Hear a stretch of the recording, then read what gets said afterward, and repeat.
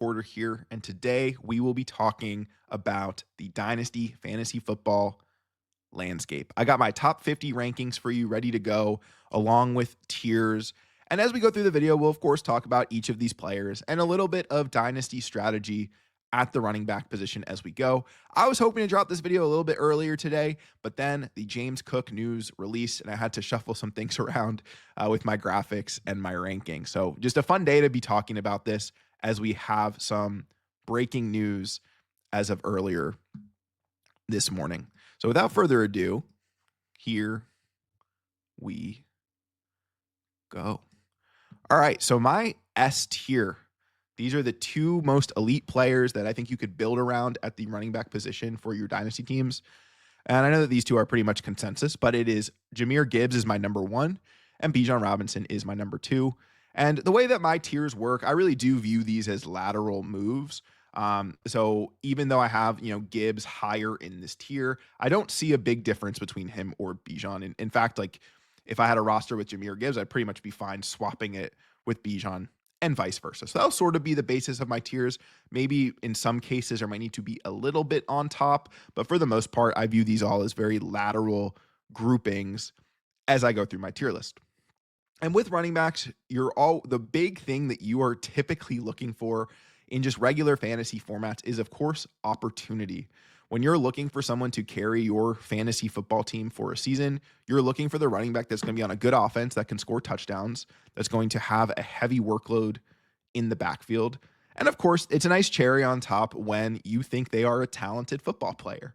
However, we know that this is not always the case. Like we had teams just last season that were carried in their playoff runs by players like Amir Abdullah, who was a top 16 running back during the fantasy football playoffs last year.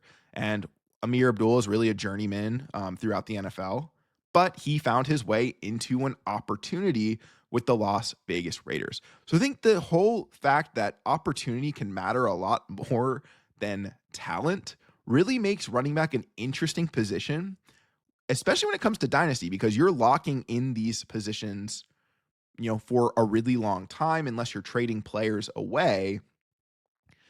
And as players get older at the running back position, their value just really decreases. We see in the market on Keep Trade Cut that running backs can take such a massive dip in value, definitely by the time they're 28, which is kind of what is generally considered the cliff for the running back position.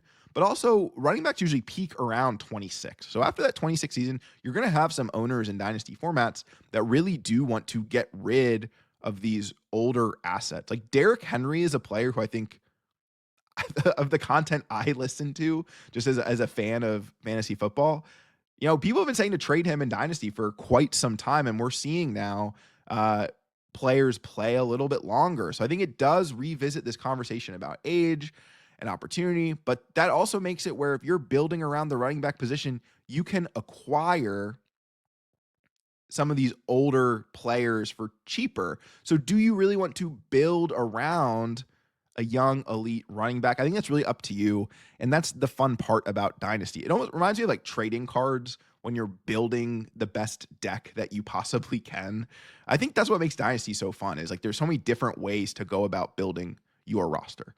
But in the case where if I am taking a young running back that I want to build my dynasty team around, it is going to be one of these two S tier players in Jahmyr Gibbs and Bijan Robinson. So to me, Jahmyr Gibbs is my number one. Again, as I kind of said about the tiers, I still view this as a lateral move.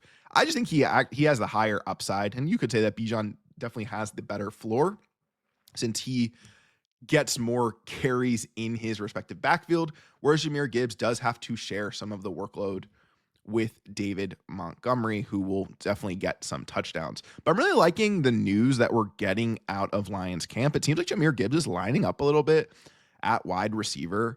And I think Jahmyr Gibbs is getting pretty close to becoming what Christian McCaffrey was a few seasons ago, of just like being this absolute difference maker and clear candidate for the RB1 overall. And Jahmyr Gibbs is coming off of an RB1 overall season, and Bijan Robinson really flashed what his true upside is averaging about 27 points per game last season in the final 3 weeks with Michael Penix. So he absolutely showed that he's finally like what we wanted him to be back when he was the 101 a couple seasons ago in rookie drafts. So I'm all in on these two players. If you're building around youth at the running back position, I pretty much just want one of these guys, and otherwise I'm taking other positions. And the fun thing about these two players is that they check all three boxes for me when it comes to being a dynasty asset at this position. Is they have the opportunity, they have elite talent, and they have youth. So they're checking all three of those boxes for you, which is what makes them so hard to acquire. Like trading for these two players in your leagues will be difficult. Like I've offered 3 firsts in a league for Jahmyr Gibbs, and that hasn't gotten a deal done. So because of the scarcity at the position, getting these guys really can change the future of your roster, and they're just really hard assets to acquire, these cornerstone running backs. But you can always get some of the later options for a little bit cheaper. All right, so those are my top 2, and then moving to the A tier. Devon Achane is my number 3 running back in Dynasty. Ashton Jeanty comes in at number 4. And then I have Omarion Hampton at number 5. And Achane has just been such an underrated player for me. He's just another candidate where the way that he is used in Miami and in the Mike McDaniel system, he also is going to pretty much have RB1 overall upside as long as he's in Miami and as long as McDaniels is in Miami, which I think sneakily could not be for much longer if they don't turn things around here this season. But yeah, Achane to me, he's such a fun electric player. And like Gibbs, he's used a lot in the receiving game. And there was some funny usage in the preseason. Of course, we had Tyreek Hill come out and pretty much say that he didn't want Achane being used in goal line situations. So then they give Jalen Wright that opportunity in the preseason, and he gets stuffed at the 1 yard line. So maybe Achane is fine being used in the red zone, but we know that you're drafting him for his upside and just his electric playmaking. I mean, he's incredibly fast. His rookie season was the most efficient season on like a per touch basis in NFL history. And then he showed last year that he could really sustain that into his second season. So I love what we've seen from Achane, and just because it's a very much known asset with him, and I know what I'm getting, and that I know that I'm going to get RB1 overall upside every time he's on the field. That is why I lean him over a guy like Ashton Jeanty. And believe me, ranking Jeanty at 4 has nothing to do with the preseason. Yeah, I know he had 3 carries for -1 yards in his review. Not at all concerned about Jeanty. Just an incredible prospect in that same stratosphere of prospect of like what Bijan Robinson was. So he very easily could make it to that S tier if everything checks out with this Raiders team. And I think the Raiders offense is looking like it should be pretty fun this season. I think Geno Smith, of course, is a huge upgrade at the quarterback position. I like that they have, Brock Bowers and Jacoby Myers. They have 2 good options in the pass. Well, one great option in Bowers, but Jacoby Myers is a good option too. That teams still have to respect the pass with Geno Smith. Should open things up with Jeanty, and they have a decent offensive line, probably like above average there in Vegas as well, with Pete Carroll, who traditionally likes to build his offenses around running the football and setting up play action, and Jeanty can catch the ball as well. So he really can be a do-it-all workhorse. There's not much that he's competing with there. I mean, they bring in Raheem Mostert for the season, so Jeanty's going to pretty much have every touch in this backfield on a team with some upside in terms of like how they hit what he could score in terms of like the touchdown output compared to what we've seen with the Raiders in the past. And number 5 is Omarion Hampton. He gets the round 1 draft capital like Ashton Jeanty, although towards the end, but he goes to the perfect system for him in Los Angeles in this Greg Roman offense where they're going to love having Hampton as a workhorse. I was a little bit lower on Hampton in the prospects of this season alone because I still did think that the contract that Najee Harris has would have given him some life early in the season, whereas I really thought Hampton was going to be like the traditional rookie, like back half of the season is where he really thrives. And I think he had like league winning upside because where you're getting him, that second half of the season was going to be crazy. But now that Najee Harris is going through this situation with his eye and hasn't really been practicing, they said he's just walking.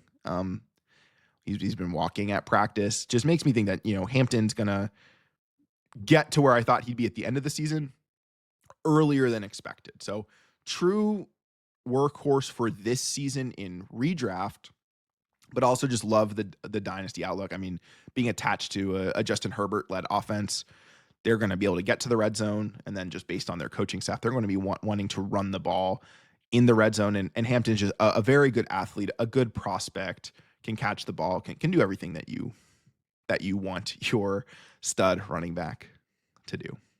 And then this next tier is a bigger tier here.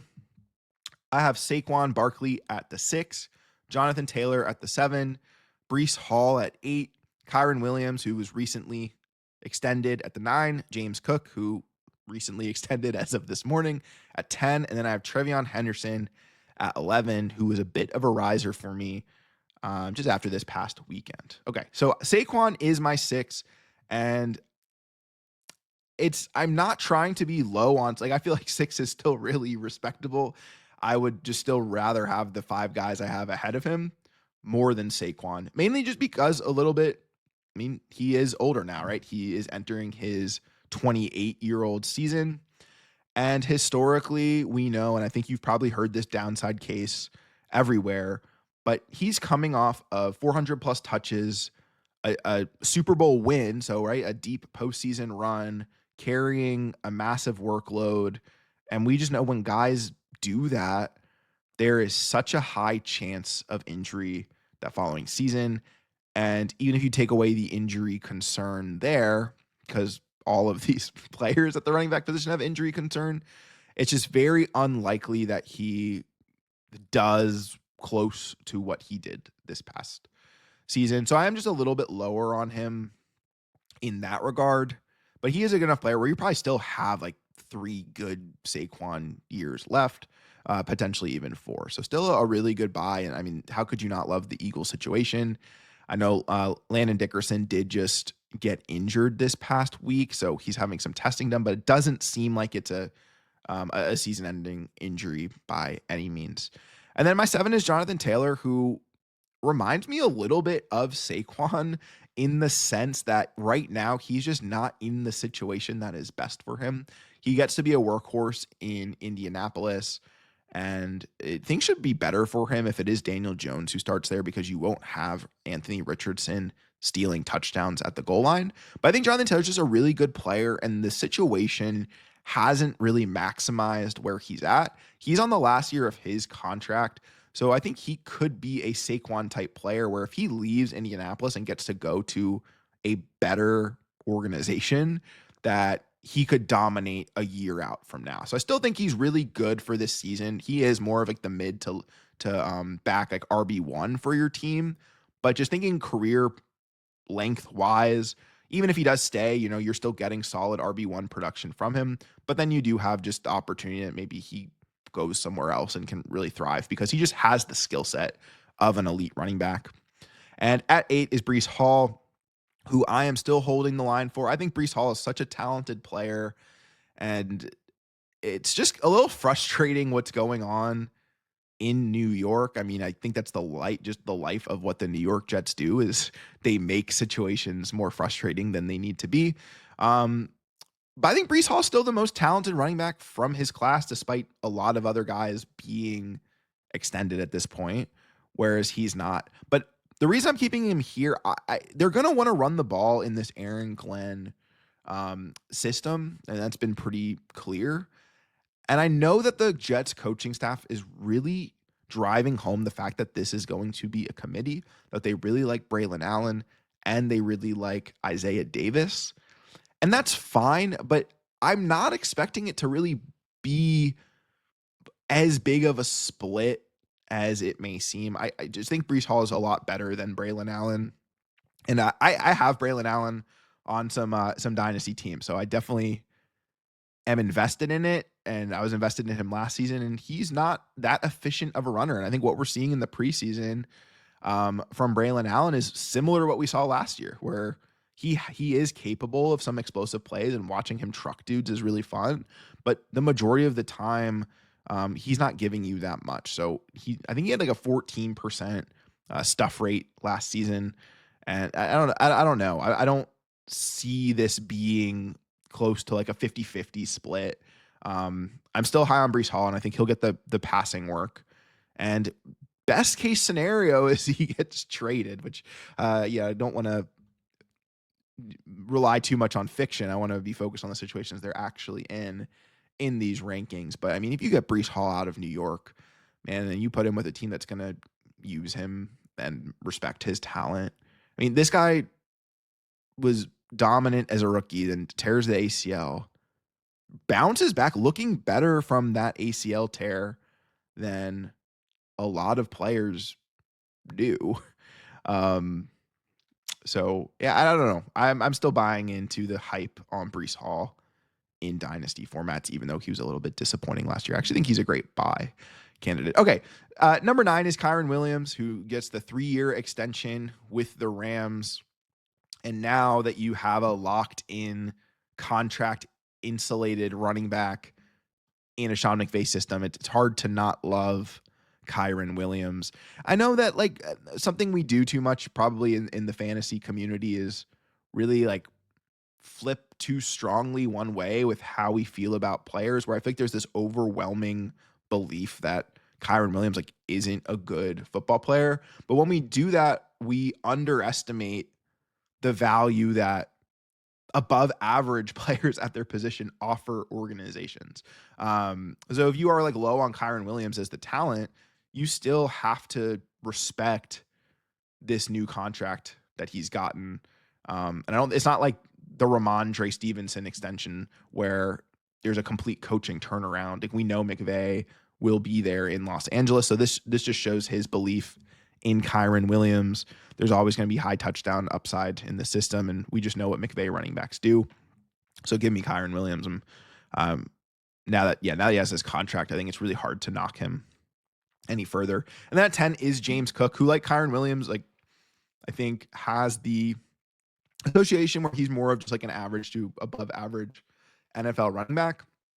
But now you have him tied to the Buffalo Bills. It's a 4-year deal. So even longer extension for James Cook than what you saw with Kyren the other week. And there's just always going to be high touchdown upside playing in this offense, even though you have Josh Allen vulturing touchdowns at times. I mean, last season, James Cook had 18 total touchdowns, 16 of those were rushing. And the previous seasons, I think it was only like a couple each. So last year really was a spike season in terms of that touchdown volume. But I think they really have found the role where they're comfortable with James Cook. And I do like Ray Davis a little bit as a handcuff. So we'll get to some of those guys later. But really, James Cook last season was really in more of a part-time role. So he's kind of shown what he can do with limited touches. And it's just the nature of being on that style of offense that they have in Buffalo. So give me good players on good teams. And I think that's what James Cook is. And then number 11 is Trevion Henderson. Also, we're expecting to be more of a part-time role early on. Definitely expect him to get third down receiving work, but he showed us in this week 1 preseason game that he absolutely passes the eye test. I'm so excited about Henderson. I originally had him the tier below, still ranked here at 11. I just had the tier break before him, but he solidified my priors, I guess, just with his talent level. He was just playing faster than everyone else on the field.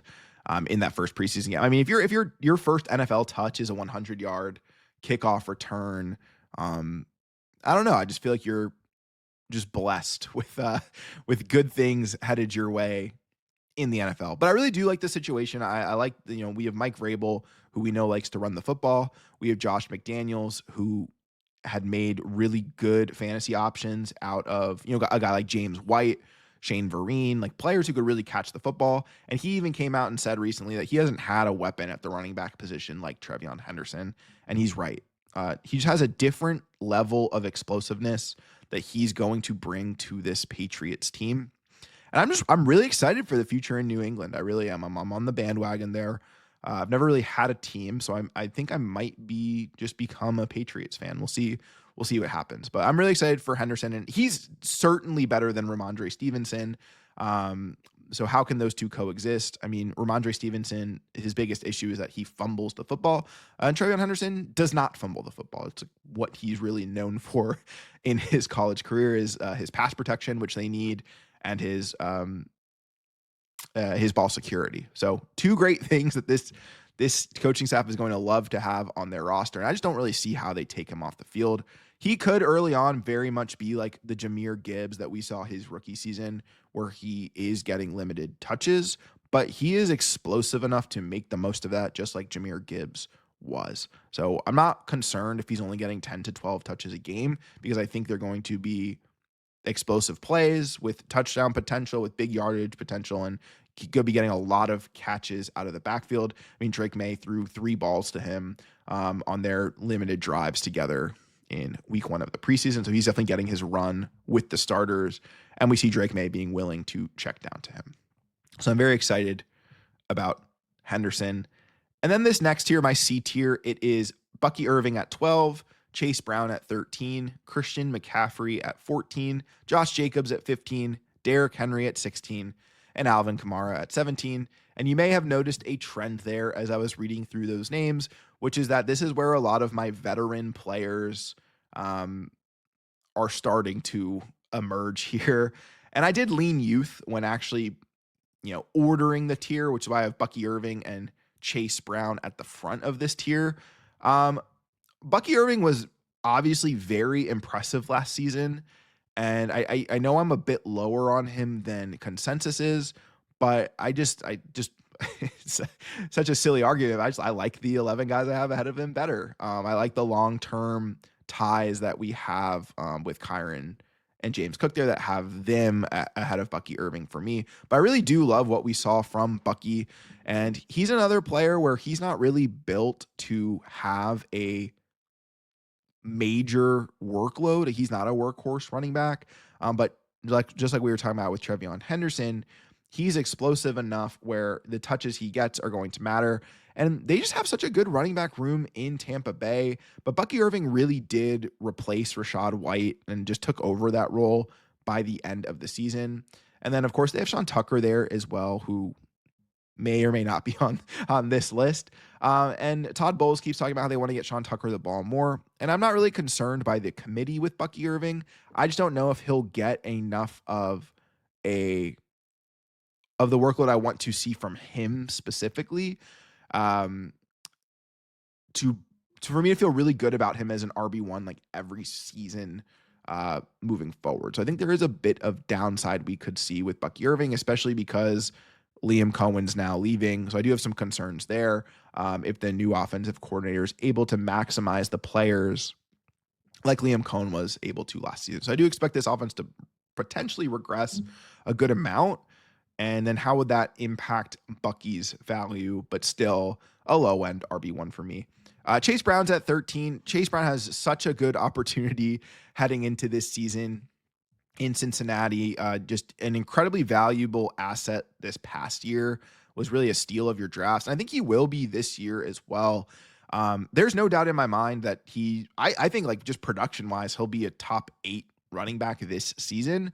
The only thing with Chase Brown is he is a later draft pick and there's not a long-term commitment to him yet. He very well could get that. And then certainly I could bump him up there, but he can do everything that you want from a fantasy perspective, a really good pass catcher. And he's playing in a pass happy offense with Joe Burrow. That's always going to have high touchdown upside as well.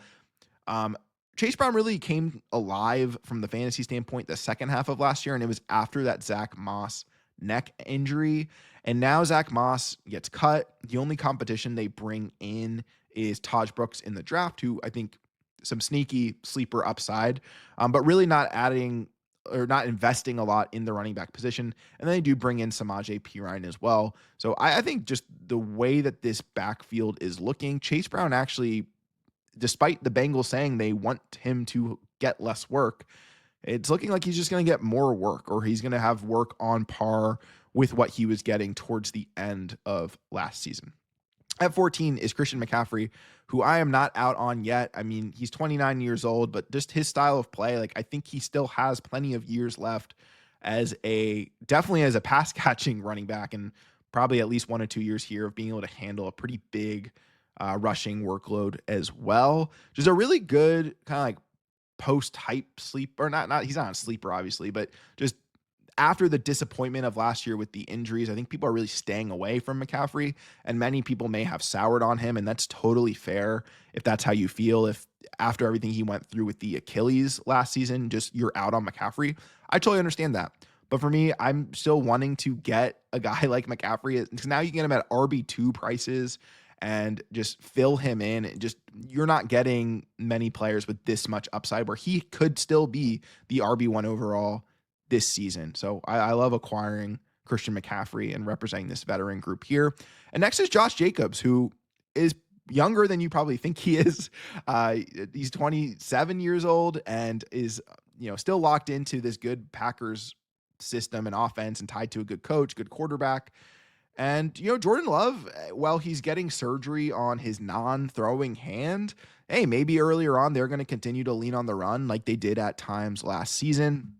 And Josh Jacobs really just proved that the change of scenery didn't impact him too much. He was quite dominant the second half of last season.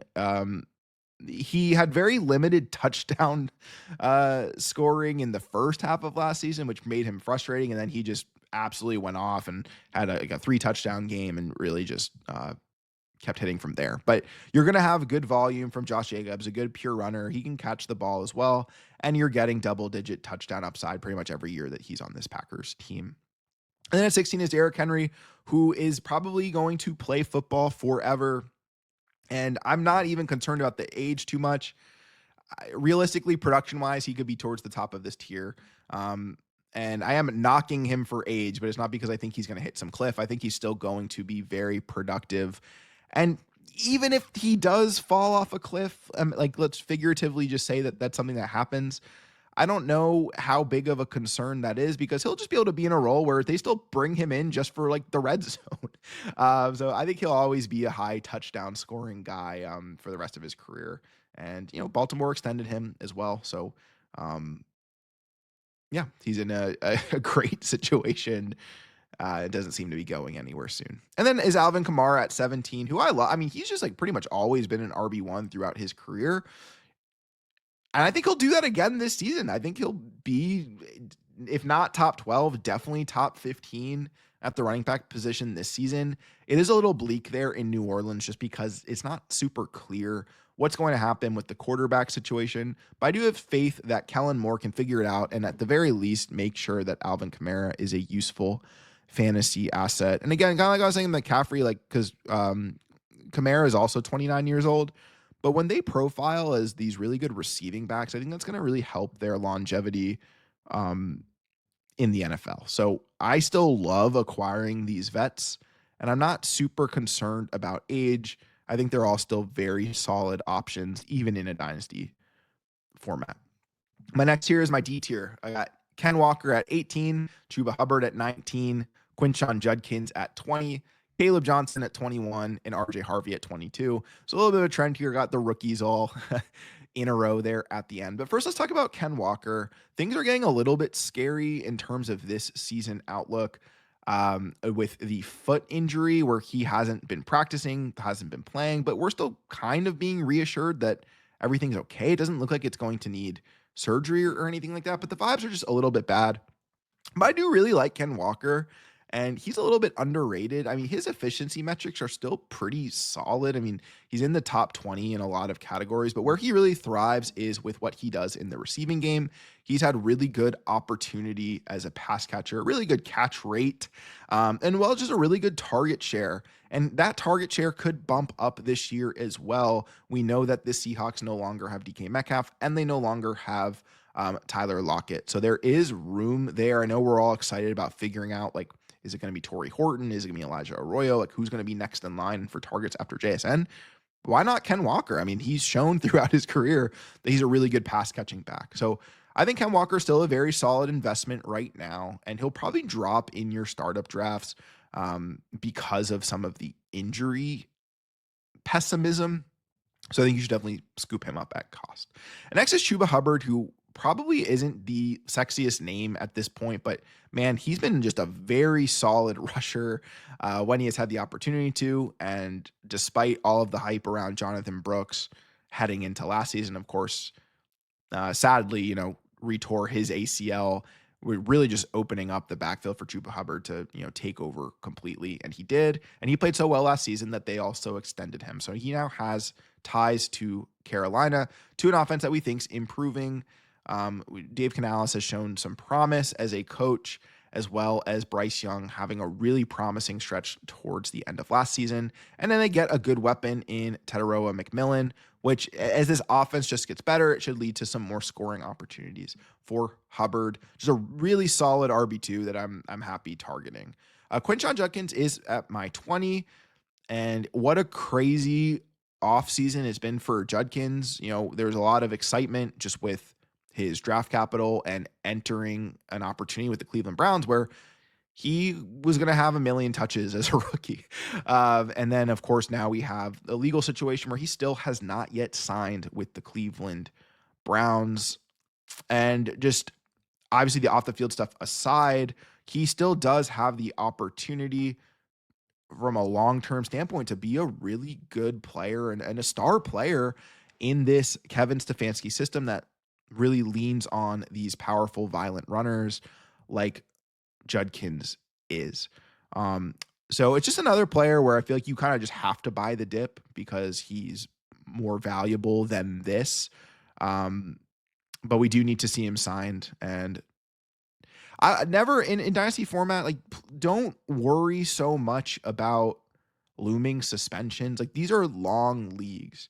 I remember the startup I was just in, someone took, Rashee Rice, and the chat went crazy of like, oh, like he's suspended for 6 games. It's like, these leagues go on forever. So if you're missing out on a portion of a season and you can get a player that you believe in from a talent standpoint at a discount, you should be doing that. At 21 is Caleb Johnson. Caleb Johnson did not look great in his preseason debut, but of course it is just preseason.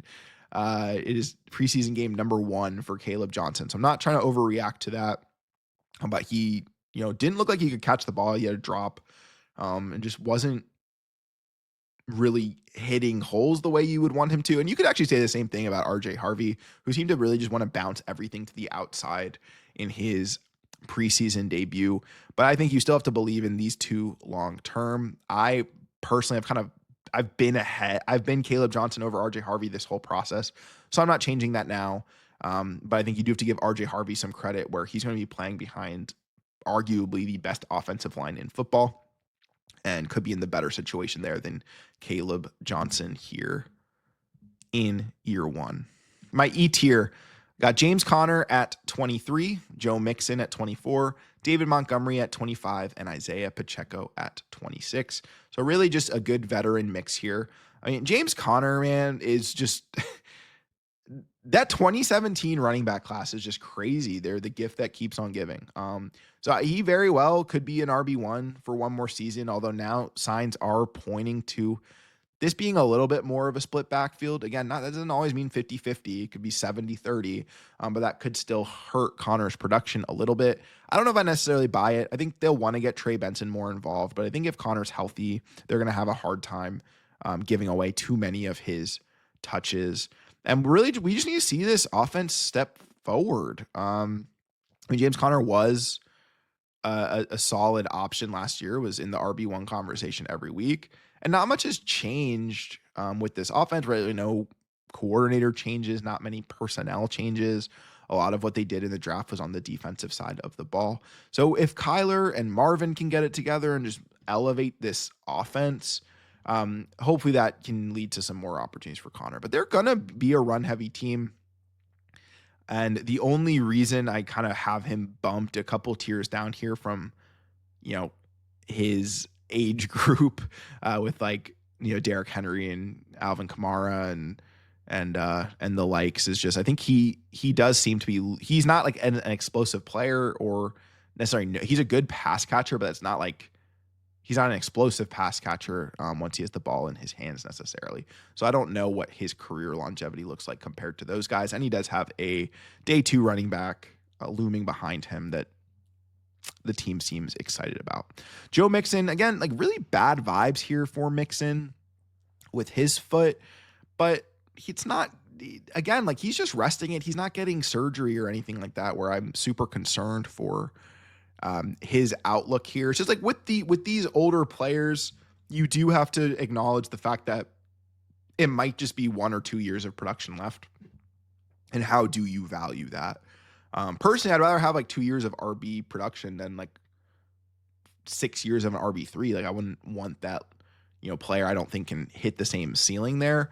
And we just know that Joe Mixon has been great. I mean, every time he's had the opportunity, he averaged almost 18 PPR points just last season. And although he fell off and probably disappointed you in the fantasy playoffs, he also probably was a good reason as to why you even got there in the first place. They do bring in Nick Chubb for some added depth. And I do like Woody Marks, the rookie, just on as a third down, could carve out a role for himself there. But really, this is Mixon's backfield if he's healthy. We do have some concerns now, though. This offensive line is not going to be good this season, and that could very much impact what Mixon is able to do on the ground. But I'm just trying to stay a little bit optimistic with Mixon. David Montgomery at 25, just a really consistent starter that you'll love having as your RB2 because he pretty much just gets you like 15 points a week as long as he scores. But we will see. Like I said with Gibbs, I think Gibbs is going to take over a little bit more of this. Montgomery did get injured towards the end of last season. So we'll kind of see. Oh, I mean, I think he should be fine.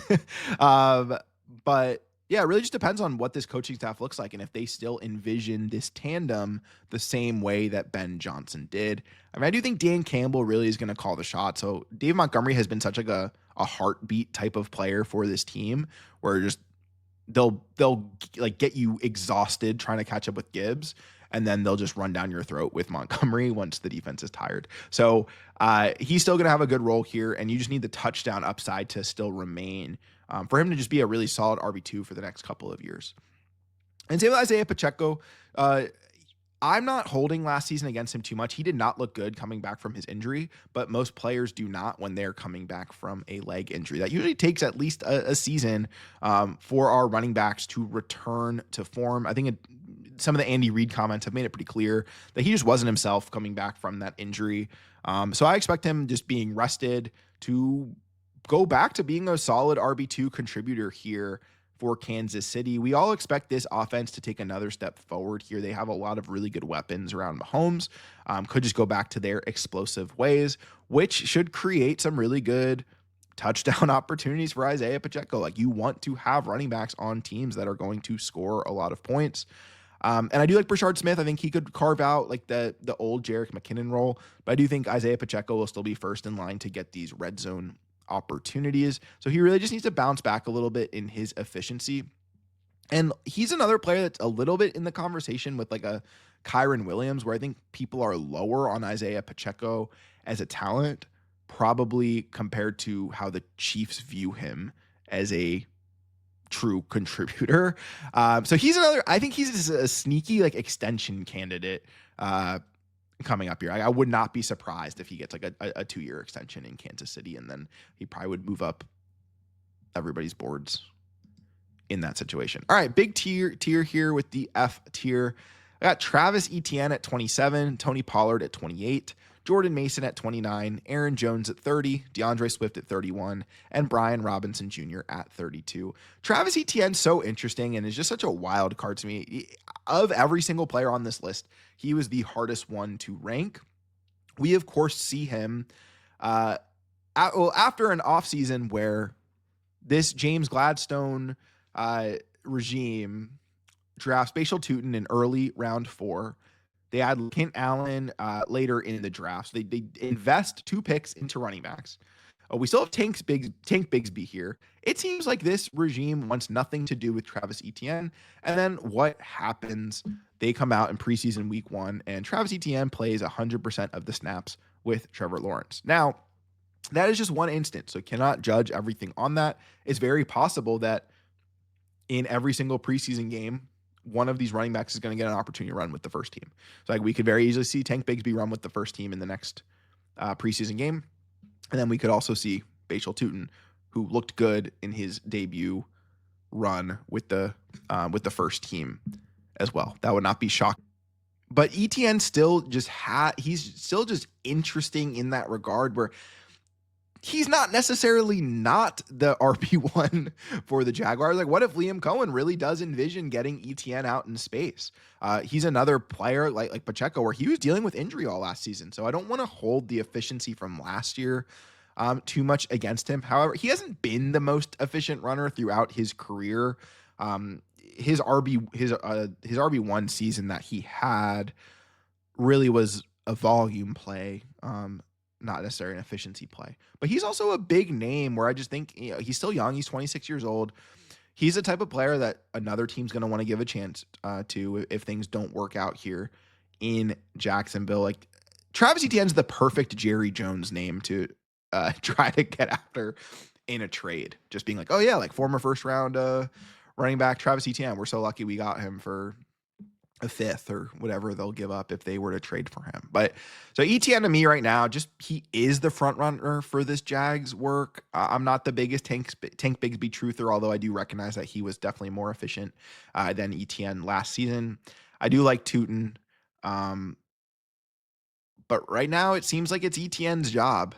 And if it's not his job, he should get traded somewhere and hopefully be in a better situation. He's just really hard to rank. So it just may be completely off having him here at 27. At 28 is Tony Pollard, who I think is one of the more underrated running backs in fantasy because he was very solid last year despite playing through injury and despite playing on a really bad team that did not have a lot of opportunities for him to score touchdowns. I expect this offense to ascend. It's a good offensive line. Cam Ward's going to be better than Will Levis and Mason Rudolph. And we now have Tyjae Spears dealing with a high ankle sprain. So who knows how effective he will be when he gets back on the field. So right now it really is Tony Pollard's backfield. And I wasn't concerned about Spears heading into this season because they said the same exact thing before last season where we were going to make this more of a committee. It's got to be more 50-50. And then it was really just Tony Pollard's backfield. And then they're trying to trick us again this offseason saying, oh, we really want it to be a committee. We want it to be more of a 50-50 backfield. And, we've now seen their actions. They trust Tony Pollard. So as long as his offense continues to improve, like Tony Pollard really could be like the Terry McLaurin of running backs, where he's just benefited heavily by a good rookie quarterback elevating the offense and therefore leading to a lot more touchdown volume than expected. Jordan Mason's my 29. The Vikings really seem to believe in Jordan Mason. Kevin O'Connell's called it 1A, 1B since they've acquired him, and they gave up a good amount to get him and paid him pretty much starter running back money. So I do think that Jordan Mason is going to be very involved on this offense. I do not view him as a handcuff to Aaron Jones. Yet I think the two will be able to coexist. And then there's just always built-in upside into these committees where he could have like that Montgomery role where he's getting touchdowns. And then if there were to be an injury, and he's getting the whole work to himself, he's an explosive runner. He was so efficient with San Francisco last year, and he's going into a similar system with Kevin O'Connell. So I'm not worried about his talent. I think he's a talented player. We expect this offense to be good, and he probably will be getting most of the red zone work and short yardage work. So sign me up for Jordan Mason at cost. And then right next to him is his league mate, or his teammate, Aaron Jones at 30, who doesn't seem to have lost a step at all either. I do think they want to preserve Jones a bit more, which is why they're bringing in Jordan Mason in the first place. But Aaron Jones will still have some weeks where those explosive plays should show up. I think he very much still has that juice. The question is just how longer do you believe he can sustain his level of play in his 30s? DeAndre Swift's at 31. Not the biggest DeAndre Swift fan in terms of just the talent, but the Bears didn't add anyone. We know they wanted to add to this running back room, I think there were a lot of rumors that the Bears were really targeting Ashton Jeanty in the draft. But they eventually they went different direction with the weapons that they did select in the NFL draft. So maybe Ben Johnson's frustrated that they only have DeAndre Swift, who he shipped out of Detroit a few seasons ago, and now they're reunited. But at the end of the day, DeAndre Swift is the RB1 in a Ben Johnson offense. So we just know that that role alone has value. Like we said at the beginning of the video, a lot of this is about opportunity and not talent. When you have situations where talent and opportunity collide, that is awesome. And that's where you get those elite players. But DeAndre Swift should be in a good situation here. I do like what I'm seeing from Kyle Monangai, their day 3 draft pick out of Rutgers. I mean, he's a power runner, so he could find his way into a role. I think Roschon Johnson at this point is just a zero. So I'm expecting this to be more of a Swift Monangai backfield, and we'll see what that looks like. It's also possible the Bears just don't take the leap forward that we all think they do. That really all depends on Caleb Williams, because they have all the other infrastructure around this Bears team is positive. At 32 is Brian Robinson Jr., running back for the Washington Commanders, who I think sneakily is I know I have him here at 32, but he's a pretty solid flex and RB2 on a weekly basis. And I like running backs who play with rushing quarterbacks. Well, I know that opens up opportunities for these quarterbacks to take away some of their opportunities.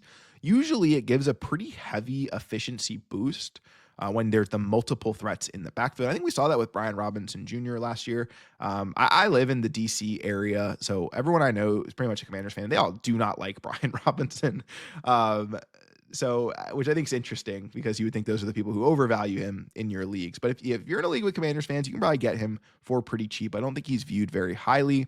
They bring in Ja'Cory Krosky-Merritt in round 7 as competition. And then you do have Austin Eckler playing a pretty solid pass catcher role. So Brian Robinson Jr. is not very fun. He's not going to get a lot of catches out of the backfield, and he's not going to get you a lot of explosive plays, but he still has that really solid, like 50 yards and a touchdown every week, which is still just like worth more to me. Like, I don't know. I like having those guys on my team. All right, my next tier here, it is Cam Scatterbo, it is Cam Scatterbo at 33, Bashal Tootin at 34, Trey Benson at 35, Tank Bigsby at 36, and Tyrone Tracy at 37. If you're watching the video version of this, you are seeing that this is a very symmetrical tier, with the Giants bookending it, and then the Jaguars on the inside, and then Trey Benson there right smack in the middle. And to be quite honest, this is just a hard group of players to organize. So I really do like Cam Scatterbo, and the more I have been thinking about him this offseason,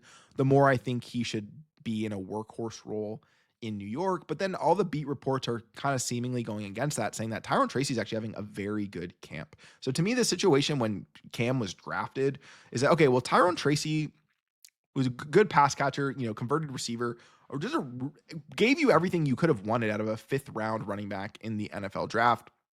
But Cam is now the heavier investment going in early round 4, and just a better producer in college. And he can do it all, right? He can be more between the tackles and powerful. He doesn't have the fumbling problem that Tracy has. And Cam is a really good pass catcher as well.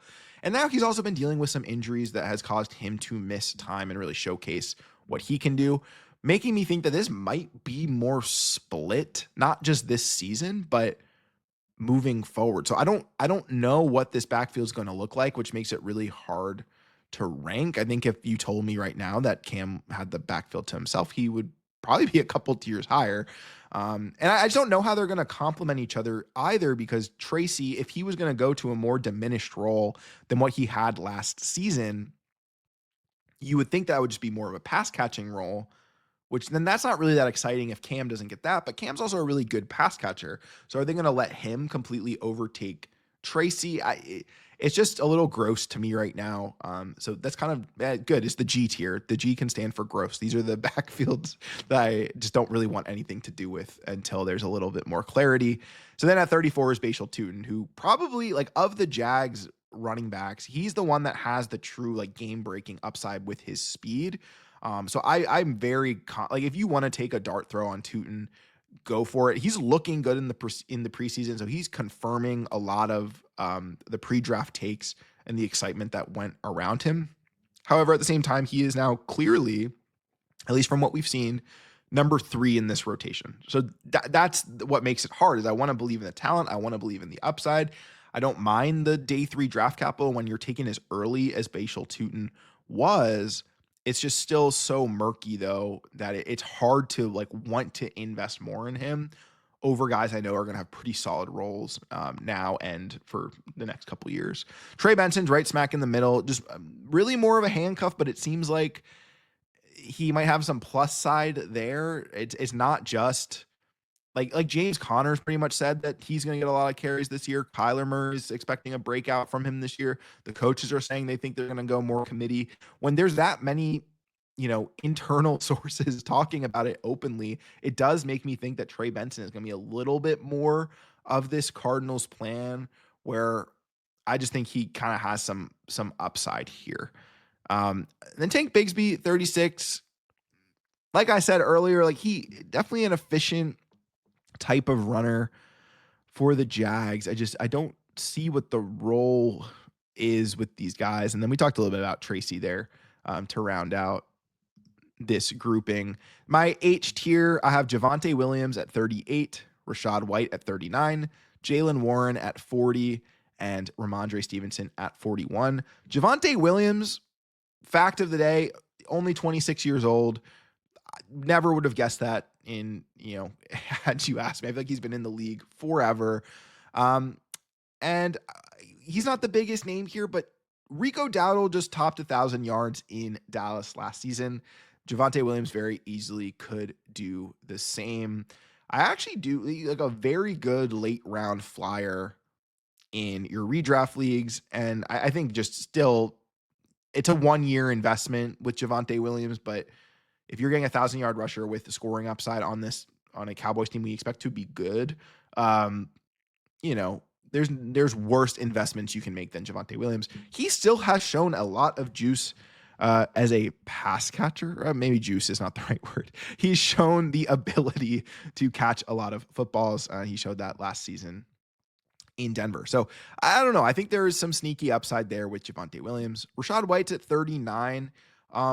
I think he's a solid third down back. And I know the situation's not great now with Bucky Irving taking over that role in Tampa Bay, but he's another player where he's on the last year of his deal. I don't think he's just going to disappear after this season. So I think he has some decent pass catching upside. He's caught 50 balls every single year of his career. So I think he'll still be somewhat involved, just not to the extent that he used to be. And then I think you're just hoping with him that he goes to another situation where he can be more of a clear he's on the field for all third downs because they don't have a Bucky Irving on their team. And then at 40 and 41 with Jaylen Warren and Ramondre Stevenson, my argument for them is really just this like the same, but also opposite. Whereas Jaylen Warren's kind of going to be more of this pass catching role, complementing Caleb Johnson early on, and Ramondre Stevenson's going to be more of the bruiser, complementing Trevion Henderson earlier on. But I do think these are two veterans that will have enough of a role to be rosterable. But you're not going to feel really excited about either of these guys. If anything, though, I do think the best production you're going to get from them will be early this season while these rookies get acclimated into the NFL. And I'm really not sold on Stevenson as a player. Just the fumbling issues, they don't seem to go away. When you fumble a lot in the NFL, it seems to be a very hard habit to break. So I don't really know how much of a role he can carve out here in New England, but he is pretty locked in from a contract standpoint. And while I am personally of the belief that Caleb Johnson can catch the ball better than we have seen so far, could also be wrong. And then in that case, Jaylen Warren really could be more of a traditional third down pass catching running back. We know the Steelers like him as a player. So he could still pretty easily contribute here and for the next couple years. And now moving to my next tier. These are more clear-cut handcuffs to me. These are players I don't think are going to have the most fantasy effective roles without an injury. It's Ray Davis at 42, Braylon Allen at 43, and Sean Tucker at 44. Ray Davis is my favorite pure handcuff. I'm sure that take got pretty popular with the James Cook holdout, which of course now is no longer an issue. But I just think Ray Davis is a really good runner. He's compact. He's got great contact balance. And in the one opportunity last season where James Cook did not play and Ray Davis got the bulk of the work, he was an RB1, and he's a good pass catcher. I think that was the game where he had the big explosive catching play out of structure, which was just phenomenal to watch as a Ray Davis believer last season. So he's just flashed the ability to be really good. I don't think there's a ton of standalone value here. And same with Braylon Allen. Like I said, when I was talking about Breece Hall, I know that they are really hyping up Braylon Allen, but they kind of did the same thing last season. Aaron Rodgers was talking about how great of a pass catcher he was. They were just saying how great this young player looked. And he certainly had his moments, but he still didn't give us enough efficiency for me to really believe in him as a true standalone piece. Although if you are believing in this committee for the Jets, I still think Braylon Allen's a good investment. Like, even here at RB43, like, still someone I want to roster, someone I'm very happy having as a handcuff with upside. I just don't know what, I don't know. I don't see a standalone upside here at all, really, with Braylon Allen. And Sean Tucker, I love. I mean, Syracuse graduate, so I'm obligated to be a Sean Tucker truther here. But he's just a good running back. I mean, he only goes undrafted because of the heart condition, which was just super sad to see for him when he was just tweeting about it and watching his whole prep and following that process 2 seasons ago. So he still flashed, though, that he has the elite ability as a runner and as a catcher. Like, he put up like the RB1 overall week against the Saints last year. Yes, it was a blowout, but still, he has shown that he has the talent to be a solid NFL runner. He's just in this murky backfield. And in all honesty, I hope they use him more complimentary to Bucky Irving. I know I have him behind Rachaad White, but that's more for, I think Rachaad White's going to give us a good NFL career. But so if they can figure out in Tampa Bay how to just make this a Bucky Irving, Sean Tucker backfield, I would be so happy. Give him the Montgomery role. I know that's like the only comparison we have for the RB tandems. But I think he would really thrive in that role. It's just, will he get that opportunity? Because Todd Bowles last season also said after that Saints game, so, oh, we really need to give Sean Tucker the ball more. And they didn't. So I'm just having a hard time believing them that they're just going to do that now. And then to wrap out my list, these are other just handcuffs with potentially less standalone value than the guys in the last tier. But these are my final names. At 45, it is DJ Giddens. It is Taj Brooks at 46. It is Dylan Sampson at 47. Brashard Smith at 48. Woody Marks at 49. And Ja'Cory Krosky-Merritt at 50. DJ Giddens, electric athlete, one of my favorite running backs in the class. And now, of course, goes to a situation where he's behind Jonathan Taylor. Jonathan Taylor does miss time usually. So I think we might get a couple good games out of Giddens this season, at least good enough opportunity where we can really evaluate what we think he looks like as an NFL player. But there is a world where he could go into a starting role. Again, it's just, this is all injury away or Jonathan Taylor like re-signing somewhere else. So it's just hard to project that. Taj Brooks, I like as a player as well. I do expect Chase Brown to really dominate touches there in Cincinnati, but Taj Brooks could kind of carve out a bit of what the Zach Moss role was last season. Taj Brooks is the leading rusher in Texas Tech history. Like, he's a good player. And if you go watch some of his film, I really liked from 2 seasons ago against Oregon. They barely run the ball that game. So they're lining him up everywhere, and he really is showing what he could do as a pass catcher. So I really do like Taj Brooks as an all-around player, and he's in a great situation.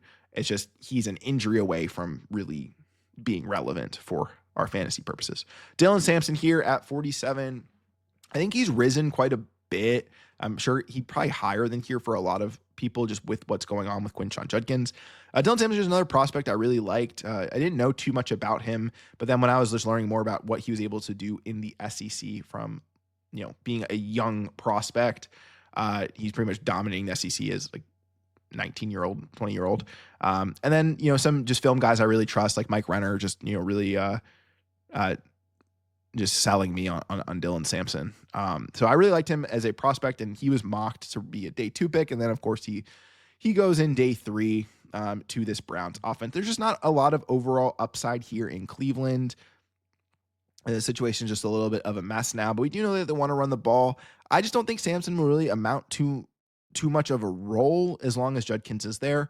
But of course, that could drastically change if Judkins somehow does not sign or doesn't end up playing in the NFL due to the off the field issues. Of course, Dylan Sampson is skyrocketing up these rankings.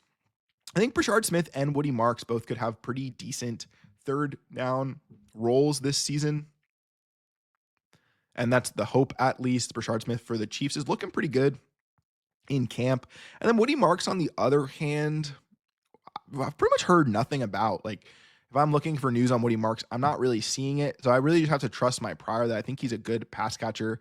And with the Joe Mixon situation being a little murky, I think he could flash a little bit early on. But of course, we are in the dart throw range here. So as much as I am high on Brashard Smith and Woody Marks, put them in my rookie sleepers videos because I do think they'll have standalone value as pass catchers this season. And I hope that is what happens. I just hope we get a glimpse of that sooner than later. And at 50 is Ja'Cory Krosky-Merritt. I know rising up a lot of people's boards throughout the offseason.